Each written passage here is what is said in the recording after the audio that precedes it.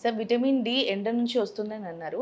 అంటే ఎండలో ఎంతసేపు నించుంటే అంటే ఎంతసేపు మనం ఎండలో ఉంటే అప్రాక్సిమేట్‌గా మనకు ఆ విటమిన్ డి వస్తుందంటారు?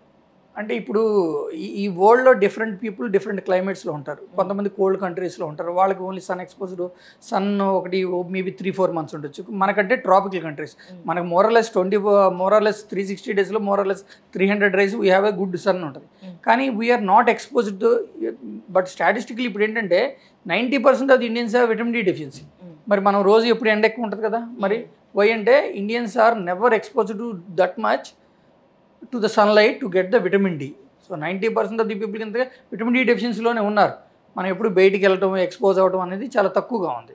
సో మీరు అడిగిన క్వెషన్ నన్ను ఫర్ ఎగ్జాంపుల్ ఒక 40 minutes more at the mid area. Mid time అంటే కరెక్ట్‌గా మధ్యాహ్నం పూట అరౌండ్ 12:00, 1:00లో అప్పుడు గనక ఎక్స్‌పోజర్ ఉంటే హై ఎక్స్‌పోజర్ ఉంటది ఓకే. యాక్చువల్‌గా. సో మార్నింగ్ ఉంటే లెస్ ఎక్స్‌పోజర్ ఉంటది. That is the common. హ్మ్. సో జనరల్‌గా అయితే అట్ అరౌండ్ 12:00, 11:00కి మీరు గనక ఒక 40 మినిట్స్ గనక ఎండలో ఉంటే 20,000 ఇంటర్నేషనల్ యూనిట్స్ వచ్చేస్తాయి మీకు.